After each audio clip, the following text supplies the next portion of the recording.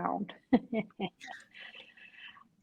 We're so excited. We are coming to you with Life on Purpose Live. We have a tough topic today, but we have great information because there's always good news when you're dealing with topics that involve Christianity and Jesus. And we have Dr. Jenna Londgren coming to us from Minnesota. So she's where it's cold, but so excited to have you. Thank you so much for being with us today. Yeah, thank you, Beth. I'm excited to be here. I'm really honored to have this conversation with you. So you have a book out about emotional and mental health and wellness that came out just a few months ago. I want to know what your conversations have been like since you've talked to people that have read the book, because this topic, if it's not personally affected you, has affected someone in your family. So what do you think that is the takeaway that you're seeing the most benefit from? Yeah, thank you for asking that. It's really interesting. I would say the biggest amount of feedback that I'm getting is just people saying, this really helped me gain some awareness into my mental health. Like I thought about things that I hadn't thought about before. I did some reflection and just kind of gaining awareness overall that we all have emotions, we all have mental health, and it's okay to talk about it and it's okay to receive support and it's okay to take care of yourself. And you're not a bad person or you're weak if you're struggling, and just kind of busting some of those myths that a lot of people have just around mental health in general. So it's been very fun. It's kind of like, I think the biggest reflection has been thank you. And this has helped me understand myself better, which has been really amazing to hear, because that's why I wrote the book, to help myself and the people that I serve as well. So I have a question for you. You know, I'm an author and I wrote about life on purpose, and now I'm working on a second book, and it's about identity and about how an identity crisis can be the best thing that ever happened to you, because it takes us back to who we are and how we can become the best version of who we are. So do you think that mental health is perceived negatively? I know it can be a crisis and things like that, but oftentimes it points us to our knees, and it gets us, honest with God, and at gut level, it may feel awful, but sometimes good things come out of it because we do begin to rebuild who we are. Is that true? hmm Yeah, I would say so. I mean, mental health encapsulates such a wide range of diagnoses and symptoms, and just a whole gamut and a whole continuum of issues. Mm-hmm. But I think a lot of people might struggle with mental health challenges and then feel shame and feel guilt and feel even worse, even more isolated. Yeah. So it's kind of reframing that struggle as a message and as a Yeah. signal, and just kind of, instead of judging it and criticizing yourself, really listening to it, to whatever your emotions are telling you or whatever your symptoms are, and then using them as a guide, Yeah. to, back to Christ, or back to more connection, or, back to maybe some solitude or even rest, Mm-hmm. and just any restorative activity. So I do agree that sometimes we view mental health as negative, and I'm the only one suffering with this and I can't talk about it. But it is Mm-hmm. kind of viewing these struggles with curiosity, and then understanding that they can lead you to really great things, like a new identity, or like kind of a new way to define yourself. Yeah. Yeah. I think that's so true. What do you think has been you've been doing this for 10 years plus, so you've seen this wave of anxiety and depression hit our nation. Mhm. Like, some of it is just that we have news around the clock, so we know more than we would have perhaps. But what do you think has taken such a big toll on us that we have record numbers of people experiencing anxiety, depression, as you call it, burnout? What do you think led to this epidemic of mental health crisis? Yeah, I think it's a lot of like macro factors, and then it's a lot of micro factors as well. So one of the biggest things is the rise of technology, and Yeah. just, kind of, choosing technology relationships and bonding with your phone as opposed to being, in a group and in a tribe. And just even kind of the unraveling of the fabric of our family systems. If you think Yes. about past generations and past just past civilizations, we're wired to be together, to be in a community, to receive support from intergenerations.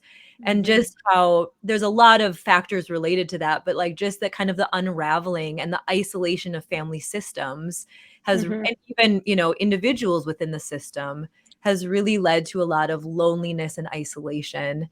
And Hmm. then again, so pair that, I think COVID kind of intensified that as well, of just isolating people and people just being on technology more, hearing bad news, comparing yourself, kind of judging yourself in relationship to other people's lives. And Hmm. then having this whole kind of mentality of immediate gratification then. Yeah. And I talk about this a lot when we discuss addiction, is like we as a civilization do not tolerate pain well, just pain in Right. general. And if Hmm. we are suffering, our biggest MO is make it stop now. I will do whatever it takes. If I'm hungry, if I have a headache, if I'm lonely, I cannot feel this discomfort at all. And if I Hmm. do, then it's weird and I'm the only one. So it's Hmm. just kind of this rejection of anything uncomfortable. And I've seen that in a lot of different ways, of just like, I'm not going to small talk with someone because that's awkward. So I'm just going to stare at my phone instead. Or I'm Yeah. not going to, it's just, so I could go on and on about this, but it's just these macro level things of just isolation in general is really damaging to your health. It's Yeah. really damaging to your immune system. So, and Mm. then even just, kind of people leaving the church and living in these isolated units, isolating in general, and then even just some perceptions about mental health too. Yeah. Um, so that's as concise of an answer as I can give, but we are Well, I people that think are those are great answers. I think that we can all relate to that because we've all experienced it on some level. So, what are the first big steps that someone could take to say, okay, I've been struggling this for a minute now, and it's time for me to do something different. What does different look like when you begin to take charge of yourself and your mental health and your physical health? What do you do in that initial, okay, I'm making some changes? What do those look like to help begin to shift that perspective? Yeah. Well, I think step 1 is kind of the decision, right? Because I think a Yep. lot of us kind of know we should be better and I should, budget better or eat better, work out more, connect more, Hmm. go on more date nights, whatever it might be. And Yeah. I think it's different to kind of have it be a should as opposed to having it be a must. Like, this is something that I am going to do now. And Hmm. then it's really about having an awareness of what your current patterns are. Because a lot of times we do things so subconsciously. It just True. becomes a habit. A lot of our behavior is very automated. So it's really about just getting aware. What are the patterns that might lead you to overeat or overdrink or, spend too much time on social media or engage in self-harming behaviors, whatever that might be, or gamble, whatever those coping strategies might be. What is as much information as possible to help you have this awareness of why you're responding the way you are. And then it's just very simple 1% changes, really simple, in very manageable ways. So it's kind of having this knowledge about what you currently do, this vision of where you want to be, and then starting it as simply as possible. A few other things just to really design your environment to be conducive to good habits and to like restorative activities, and that reflects the values that you have. um, and also just receiving that support. Hang out with healthier people, hang out Yeah. with people who fill up your cup and who have conversations that enlighten you and energize you, and be that person to other people as well. Yeah. So a whole other aspect of this is a lot of times when we suffer, it's when we are focused on us and focused on how life isn't turning out the way it should, or how other people have let us down, or on all of the overwhelming news and just the despair Yeah. in the world, and just Yeah. feeling that in our hearts and just kind of catching that despair. Yeah. So it's really about focusing outward too, focusing on others, thinking Yeah. about ways that you can serve, because that's very healing in and of itself. It Uh, is. It is. And let's talk about that friendship and choosing your people that you spend your time with, because I run into this a lot, especially in coaching with women, is, I want better friends. I want more friends, but they don't come knocking on your door. So say you want to have a better set of relationships where there are better environments and people are more intentional. How important is it to do the work to go out where they are, since they're not going to come to you? well, I would say it's very important, and Yes. it is, and that's where, like we talked about, this kind of avoiding discomfort. It can be Yeah. very vulnerable and uncomfortable to make a friend in your 20s or your 30s or your 40s or your 60s, because we kind of just divert back to our what we always do and the people who are in close proximity to us and our family members and our old friends. But truly understanding how much we are influenced by the people around us, it's astounding. So it's kind of, once again, figuring out, who do you want to become? Who do you want to Hmm. be like? And then really kind of being a good friend to those groups. Yeah. And I mentioned this a little bit in the book, of just this identity and hanging out with people who really fill our cup and we want to define ourselves like my sister's a very dedicated runner. She she once ran 4 marathons in 4 days in 4 different states. So the Wow. people, yeah, so she Wow. is amazing. She's a mother of 3, she's a nurse, like amazing, my hero, but I do not define myself as a runner. So she hangs out with people who are super healthy, who work out almost every day, who can talk about workouts with a lot of nuance and kind of target different muscle groups and have diets like conducive to long distance running. Like that is her tribe. That's who she hangs out with. I don't hang out with maybe I should, maybe I should have healthier friends, but I hang out with a lot of people who have 4 kids just like me, and I hang out Hmm. with people who have really similar like who have similar views of health as me and who read similar books that I do. I identify more as a reader than a runner, but I love Hmm. to talk about what I'm reading and ideas that I have, and I love to Hmm. having that intellectual companionship.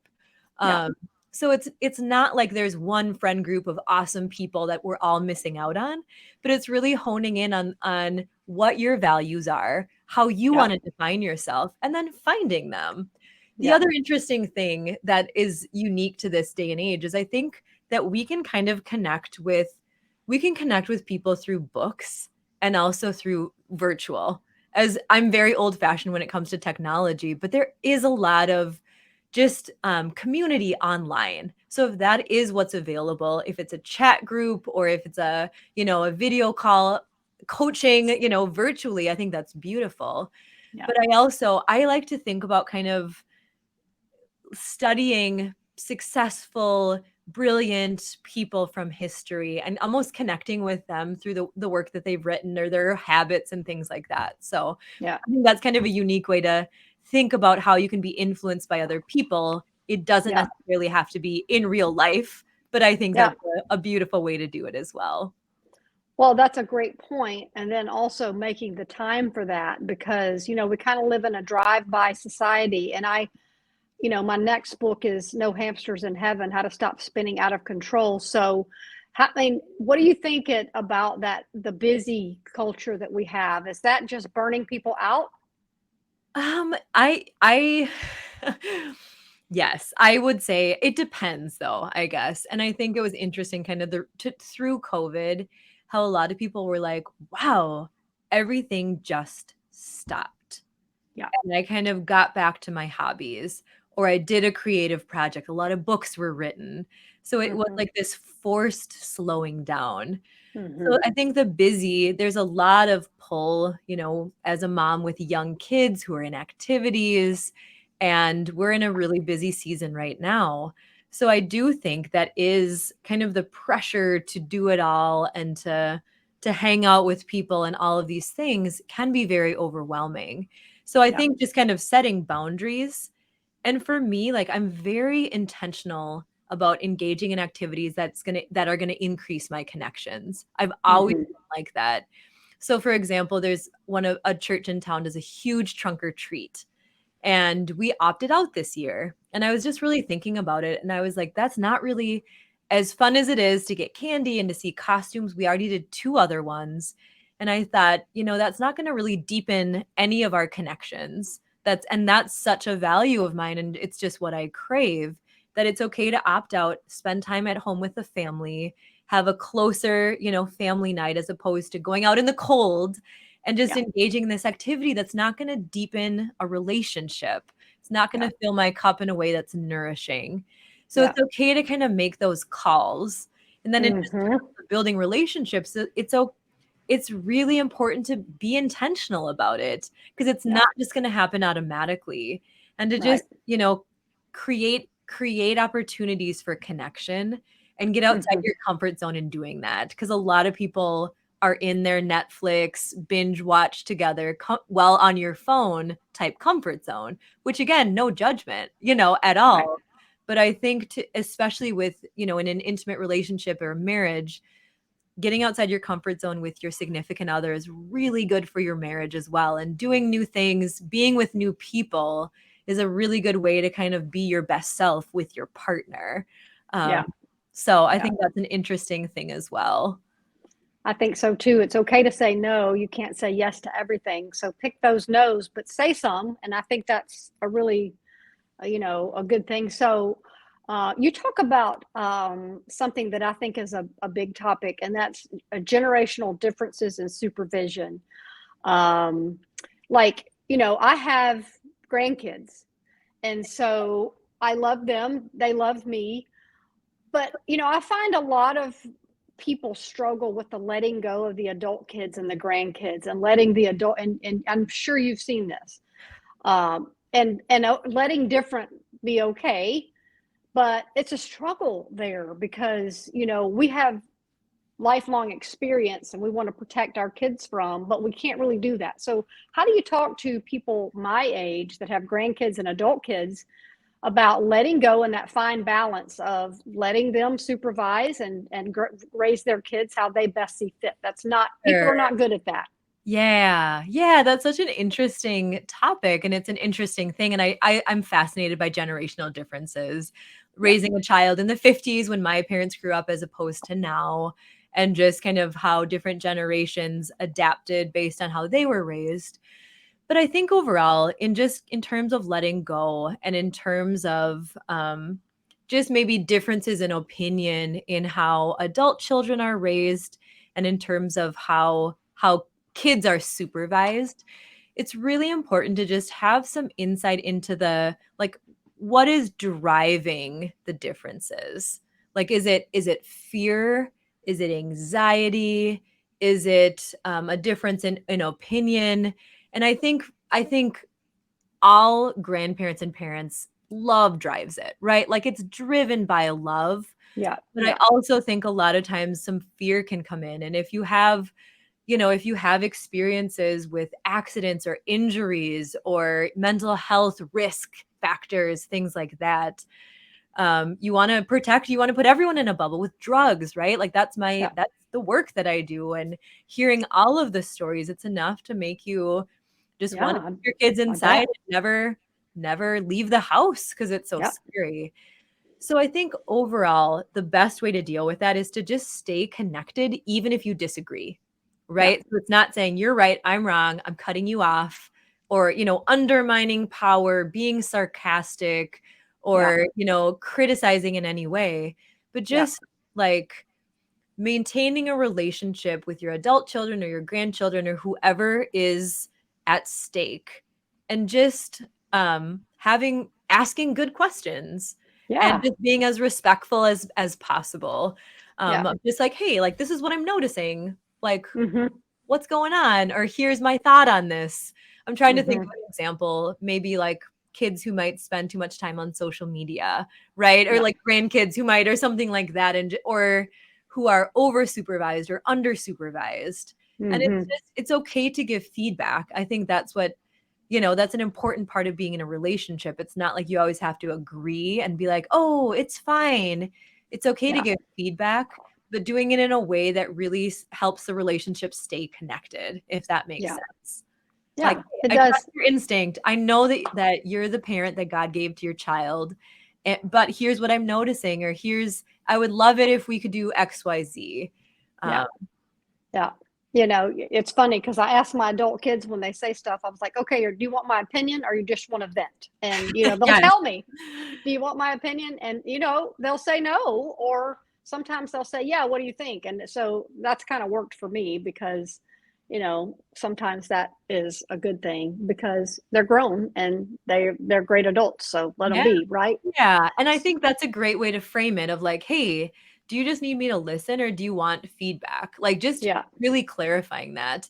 Because even Yeah. in the book, when a lot of people share issues or share problems, the person that they're sharing it with just jumps to fix it. And I Yeah. think that's where it can be really frustrating. I'm like, I just Yeah. need you to listen and believe me and support me as Mm-hmm. opposed to telling me a solution. Because I Right. can figure out solutions. So I Right. do think that's beautiful, a beautiful system that you have with your kids of like, let's just be really clear as to what our expectations are in this conversation. Um, Yeah. that's a really Yeah. cool way to do it. So let's talk about your book. What's the difference in mental health and emotional health? Um, Emotional health is a part of mental health. Like it's an umbrella term. Mental health is an umbrella term that encapsulates emotional health. So there's not really a difference. It's Okay. almost used interchangeably. Okay. So it's just kind of all of the ways that we can. It just describes our state of being, our Mm-hmm. behaviors, our thinking, and our emotions. Mm-hmm. And if we're experiencing symptoms that are leading to just distress and impairment. Mm-hmm. So a mental health challenge, are issues that lead us to distress and impairment. Yeah. And just emotional health is a big facet of that. And that Mm-hmm. is, that's almost piggybacked off of emotional intelligence, of having this kind of deep understanding and ability to name and communicate your emotions and how your emotions are impacted by your experience and by other people, and being able to communicate that and receive support if Yeah. you are struggling with your emotional Yeah. health. Yeah. That's very, very well said. Ooh, I had a question. What was it? Oh, addiction. That was it. So, I mean, almost everybody's been affected by addiction, and this is one of your specialties. Mhm. And regardless of if you're the addicted or you're in the family of someone that's Mhm. addicted, this is a crisis that's affected most everyone. And you teach people how to help people Yep. through that, and so you're an educator on this topic, and you're a doctor, and so you've done the education, you've done the work to learn the practices that help. So what do you say to someone who may be struggling with an addiction or may have a family member, and I mean, how do they find hope, because most have tried, and different things, and what's that one thing that you can say that says don't give up? Yeah. Man, I don't know. Let me think about that. That's a question about one thing to say. I think addiction is a very traumatic experience for the It person is. for the person who is like plagued by the addiction themselves, but also for their family members. And I Mm-hmm. know of people who have been diagnosed with PTSD as a result of their family member's addiction. So Yeah. it's just inherently such a Yeah. powerless experience. And that's, I think, what is so traumatic about it is someone I love is struggling. I can't help them. I Yeah. can't make them stop. And no matter what I say, it just seems like they're like it seems very hopeless, right? Mm-hmm.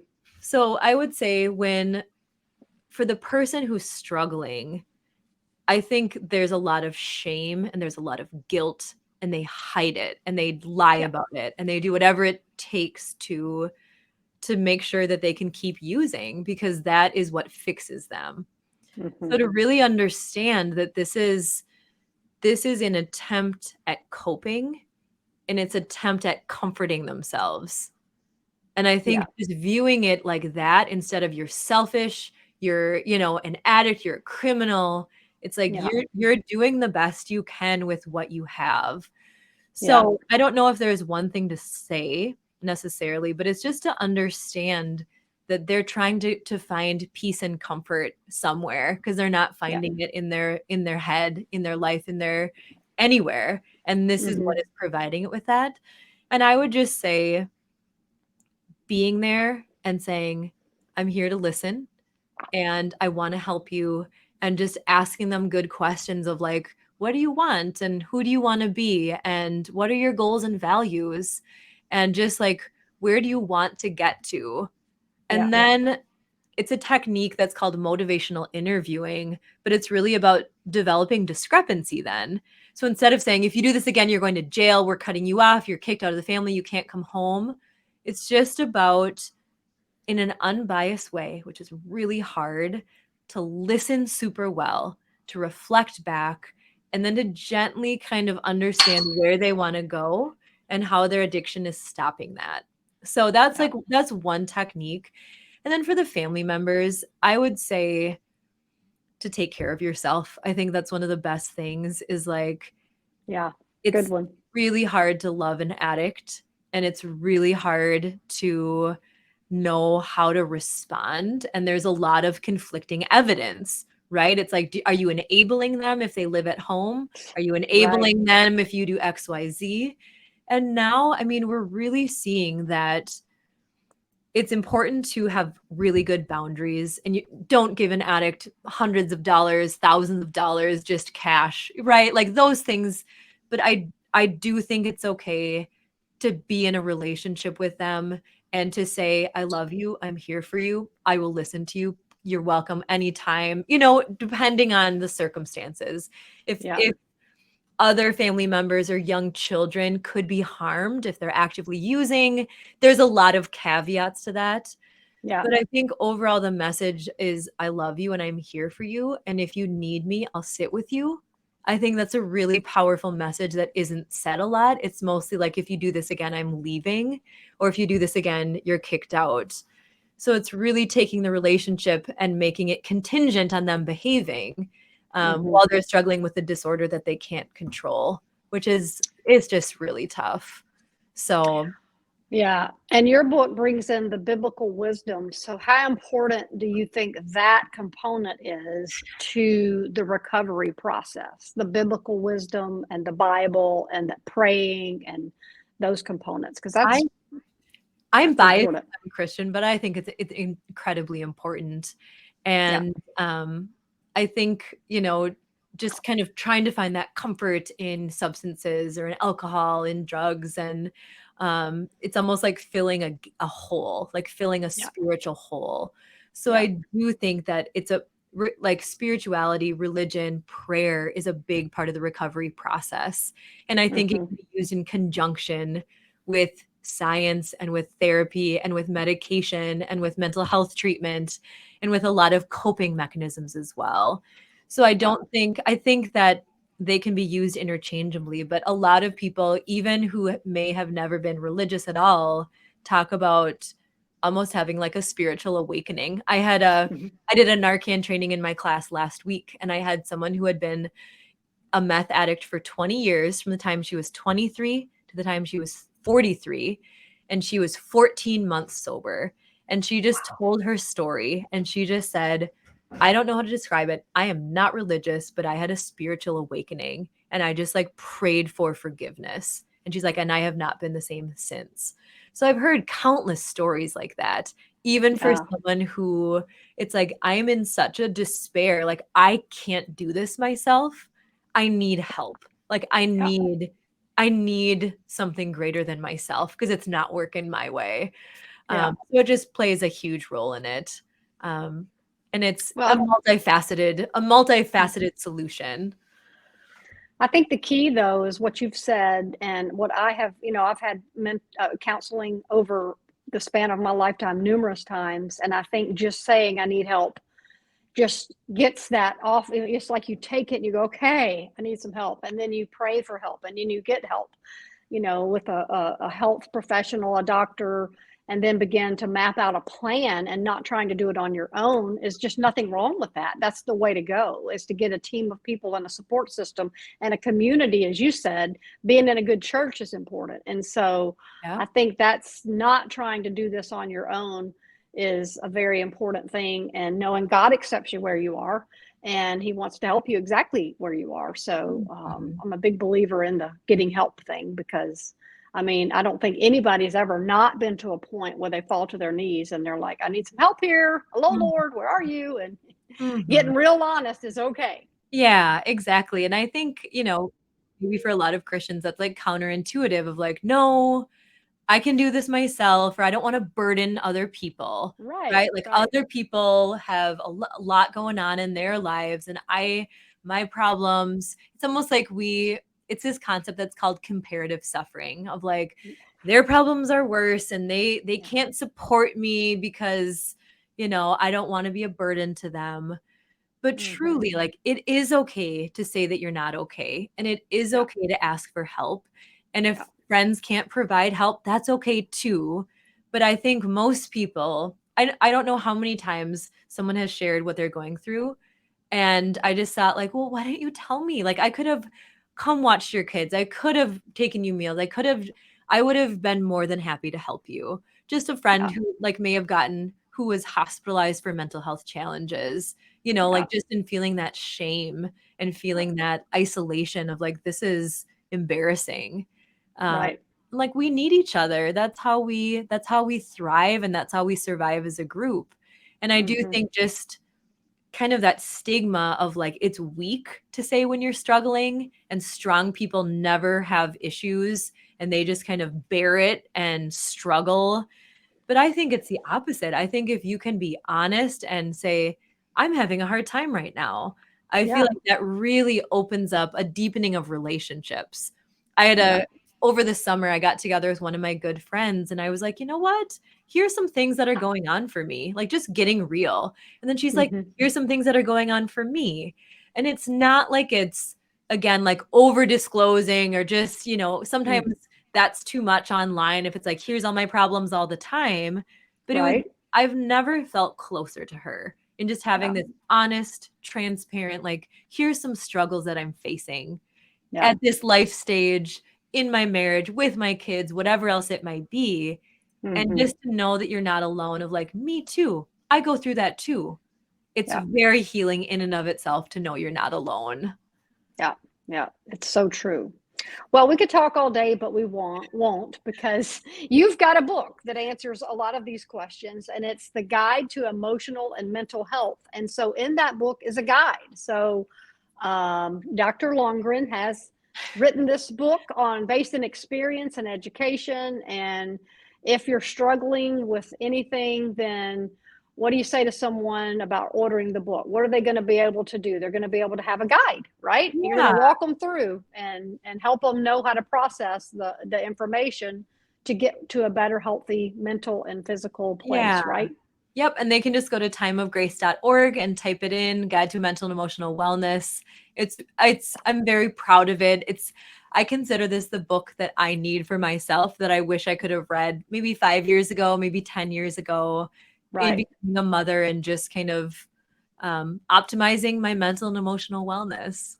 Yeah, yeah. And as moms, especially of four kids, you really have to make time to take care of yourself. And there's nothing wrong with that. That doesn't mean you're weak. If anything, it demonstrates your strength.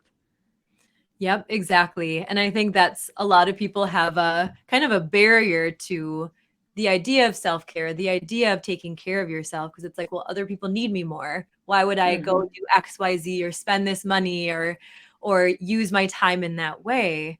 But this is Hmm. for the long game, right? Like this is a sustainable model of we need to figure out some systems for optimizing our well-being throughout Yeah, the lifespan of our lives and our kids' lives. It's not a right. sprint, right? Sometimes it feels Right. like that. Sometimes the holiday Hmm. season and other seasons can just feel like a sprint that you have to get through. But Right. what I'm hoping is that people who read the book can help them develop systems Yeah. of longitudinal well-being and sustainable well-being. That's very, very good. Well, we're so excited to get to talk to you today. I'm so excited that your book is out and available and that you can share your experience and all that you've learned, because it's a big topic and it's a great gift for a holiday season for anyone who may be, trying to find those answers to those questions, and be a great place to start. Thank you. Thank you, Beth. I really appreciate that. Thank you. Thank you. We'll come back and talk about this again soon. And we're just, again, congratulations on the book. Best of luck with it. And we'll talk about it again at another time. All right. Awesome. Thank you. Bye bye. Bye.